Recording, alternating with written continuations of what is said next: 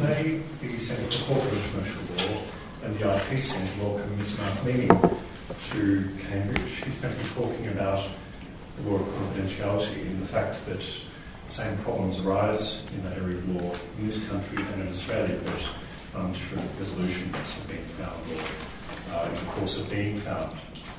Mark is the Challis Lecturer in Equity at the University of Sydney. He's Senior Counsel in the State of New South Wales. He's a sole author of a recent monograph and a contributing author to Mark and Mahane and Jacob's Law Trusts. So he's very well placed to talk about this particular subject, and I'll turn it to him. Mark's indicated he'll speak for about 20 minutes, so after that we'll then turn over to general questions and discussion. So thank you. Thank you very much, Peter. Thank both centres for the hospitality and thank you for the weather. It's quite refreshingly Australian. I think you should be thanking me. I'm leaving here tonight, so I think then it goes back to normal. There is a paper which I can circulate afterwards if you wished, although if that's going to embarrass any of you, then that's fine. It's easy not to do it. The first thing to say is that what I'm not here to talk about is the obvious statutorily imposed divergences between Australian and English law, Human Rights Act. On Friday I was reading the Times and I saw a headline exposing Ferdinand affair was in public interest, Judge rules. I thought that might be interesting. In Australia we haven't quite worked out what the public interest is, famously. But I thought, that's not the way it's done here. There's this Human Rights Act, has suddenly that been put to one side. And so then I read the article and the journalist reported to someone called Carly Story, who's associated with this man called Ferdinand who plays football. The report is the judge said that Ms. Story's right of freedom of expression trumped Ferdinand's right of privacy. And I thought, that's very interesting. I'm not used to rights trumping other rights. I thought there was some sort of balancing approach. So I read the judgment, and it's utterly wrong what's described there. There is a conventional balancing approach that's been applied, and nuances now seem to emerge between whether you're taking photographs in a covert or overt way.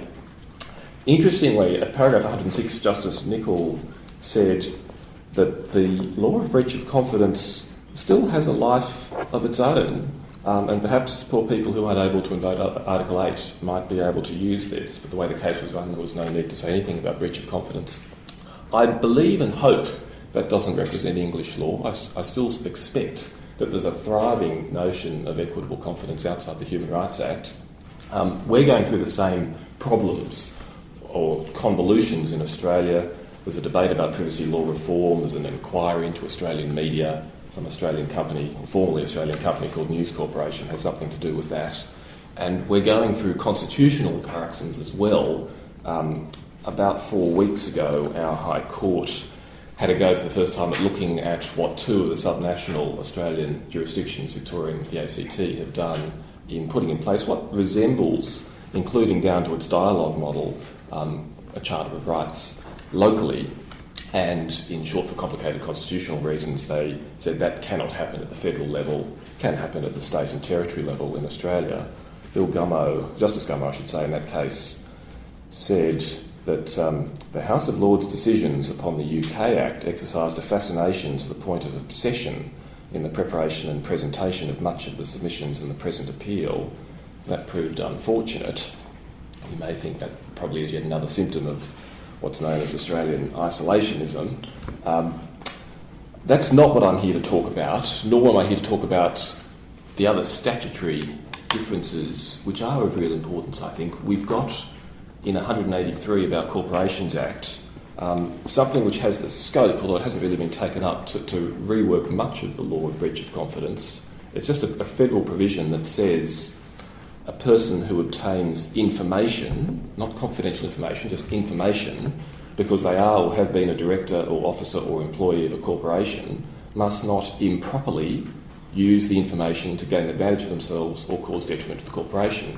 And if that norm of conduct is engaged, then there's a remedial smorgasbord that's available. There's a real question about how you choose those remedies, but in many respects that has the scope of sweeping away many of the distinctions we know in breach of confidence. And there's a debate in the Australian cases about whether that merely restates the conventional law or radically reformulates it.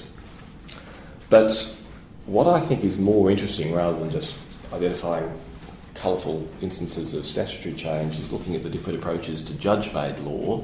The easy one seemed to me to be something that is of real importance in practice, what's called in Australia and New Zealand the getting to know you stuff. If you're a solicitor or a barrister, you've been retained by a client, you get to know, as the leading Australian case says, the client's strengths, weaknesses, honesty or lack thereof, reaction to crisis, pressure or tension, attitude to litigation, attitude to settling.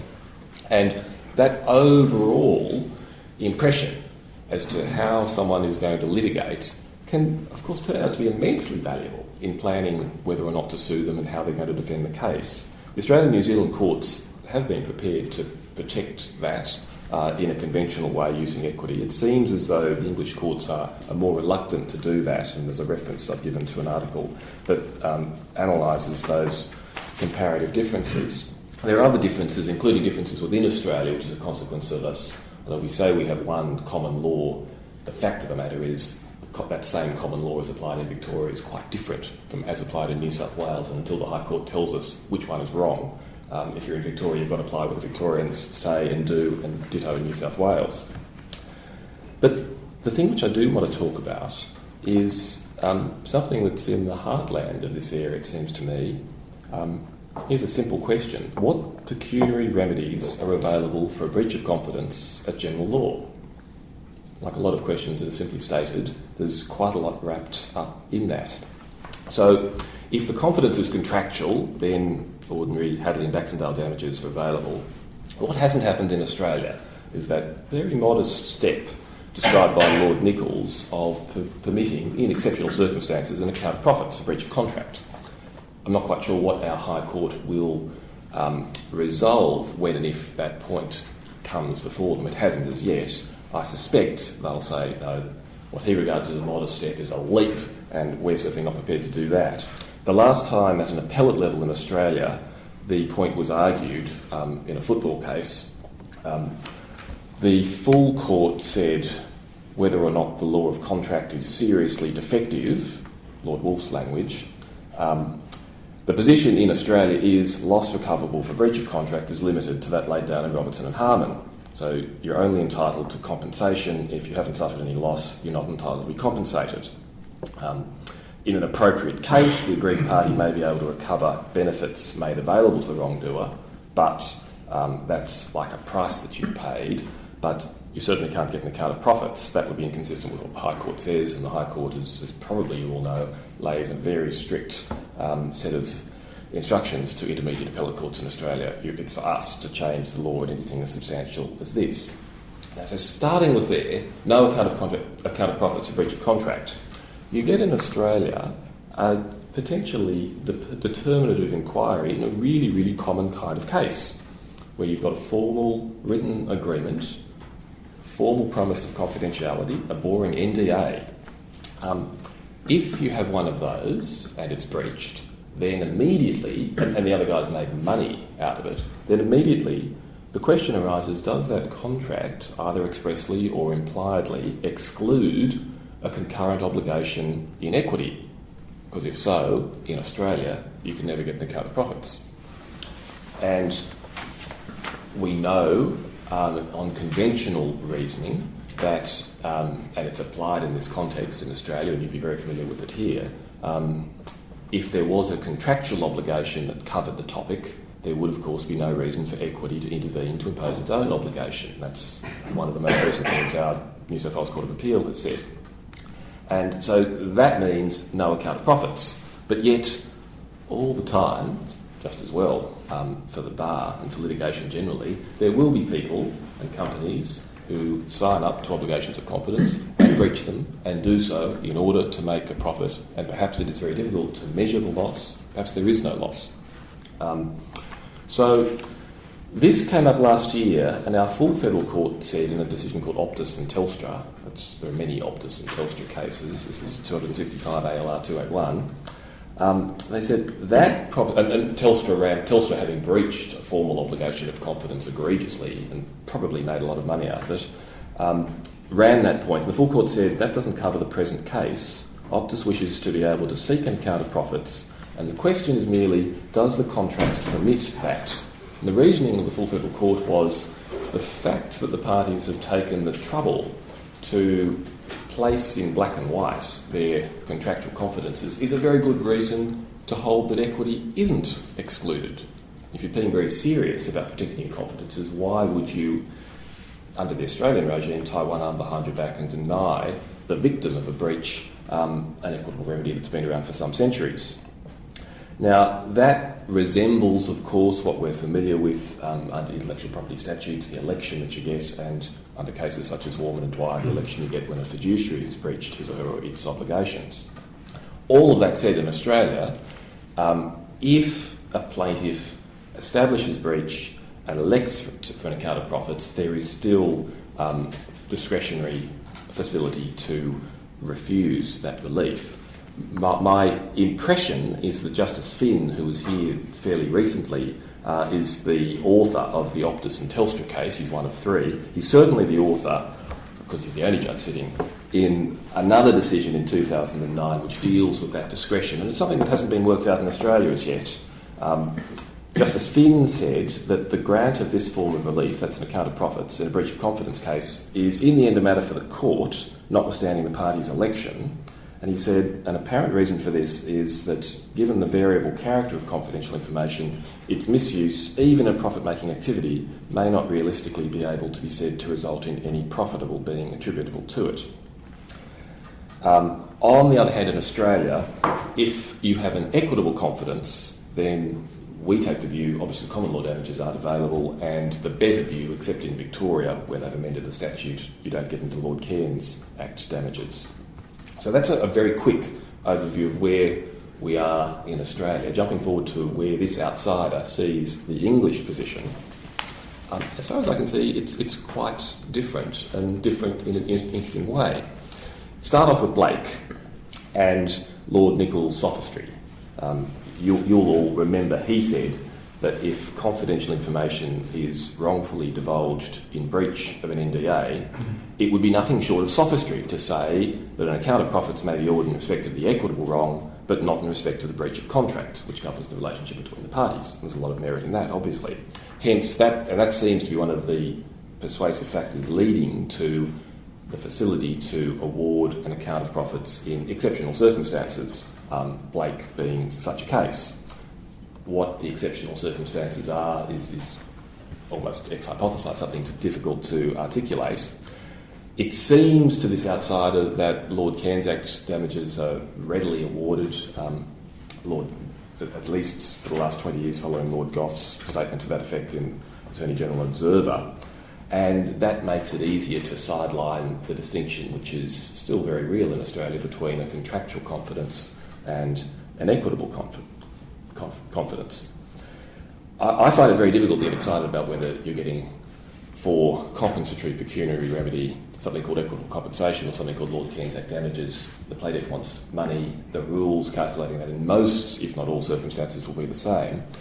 But what is most interesting to me is the restrictions that seem to be emerging in this country on the right of election between compensatory and an account of profits remedy.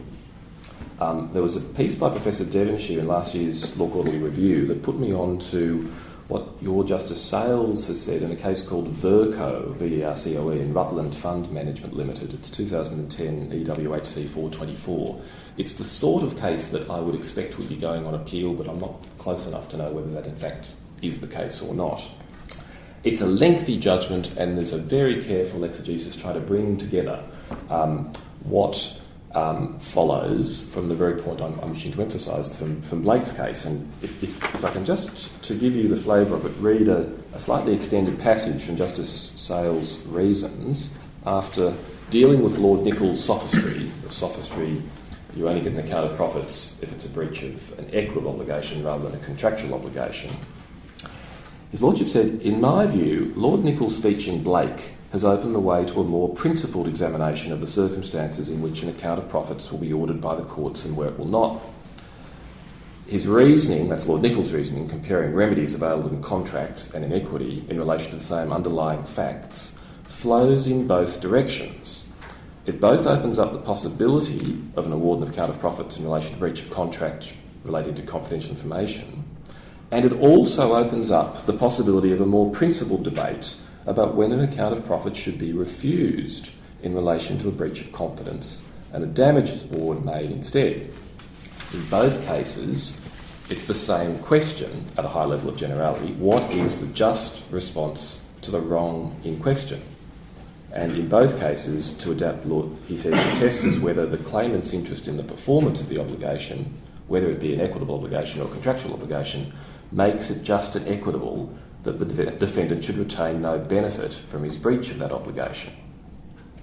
Now, the key steps in that reasoning process seem to me to be, first of all, what Lord Nicholl said in Blake flows in two directions. It doesn't merely open the gateway to an account of profits, but it's confining. It restricts the ability to elect for an account of profits. Secondly, forget about whether the obligation was a contractual obligation or an equitable obligation. That's immaterial. And thirdly, conflate the notion of the party's right to the performance of a contract and the party's right in equity to the protection of a confidence in circumstances where they overlap, which is always the case here. It's fairly easy to see how the law has got to this point. The alternative to that approach seems to be, and this is the Australian approach, is more complicated. And there I think there are 4 steps. First of all, you recognise that many confidences have their source in contract, but because you can't get an account of profits in Australia, you're forced to argue and engage with how and when equity has been or not abrogated, something which is in the teeth of the approach that I'm seeing in the English decisions. Secondly, if contract has got rid of equity and covers the field, as it were, then you're just in equity's auxiliary jurisdiction, you'll get injunctions, but you won't get an account of profits. Thirdly, not likely will you assume that contract has covered the field and wiped away equity. After all, if the parties have taken the trouble to put down their confidence in writing, why would you think they've denied themselves what might be an important remedy? But fourthly, at the end of the day, there's a backstop defence, a discretionary facility to deny the remedy in an appropriate case. Now, the English approach is simpler, and that's normally a great thing.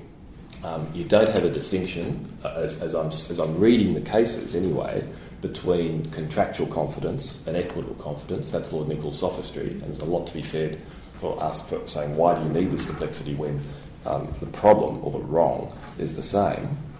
But the problem, as I see that approach, and it's always difficult as an outsider, I only get to see a little bit of it, and I'm sure there's a lot more that I'm unaware of that you'll tell me about in just a few minutes' time. But the consequence that I read following Burko's decision, and this is the criticism in the LQR piece that I referred to, is that you end up with a reduction in the wronged party's right to get, by election, an account of profits having established breach. Now, that seems to me odd because confidence is something that equity has been protecting for a very long time. Lord Cook was talking about fraud and accident and confidence as the 3 pillars of equity, and it does not seem to me to automatically follow that the right to perform someone's solemn promise to keep a secret ought, in every case, yield the same remedial consequence as the right to protect that subset of information which equity regards as confidential. So this outsider thinks that this is a case where simplicity, normally a great thing, is outweighed by the consequence, namely cutting down what equity for centuries has protected, and at a core equitable value, one of the 3 equitable pillars. The consequence of the English approach seems to be that if you're going to allow account of profits only in exceptional circumstances, there will be cases where there's been a breach of confidence, where the parties have taken it so seriously to put it in a contract, where that will have been breached and demonstrable gains will have been made, and yet, in not every case, is an account of profits awarded in order to deprive the wrongdoer of those gains. Or if that's not the case, then what are the exceptional circumstances that Lord Nicholl was referring to? The alternative, the Australian approach, is more complex, absolutely, but at least to my eyes, that seems to be a price well worth paying. I think ultimately the question really is not merely whether the contractual and equitable obligations overlap, but whether the former abrogates the latter, and that's unlikely to occur in circumstances where the policy underlying contractual promises is quite different from the policy underlying equitable confidences. I've gone slightly over the time I was told, but I'm sure there are things about the English legal system in which I'm unaware, and I'd be very happy to hear people's reactions to that. Thank you very much. We'll turn to questions now. It might be useful for Mark's purposes if each of us, when we ask our question, could just say our name. I should also add that some people will have to leave before the conclusion of the session, so when that's the case, then please do feel free to move off. But could we begin with questions and comments?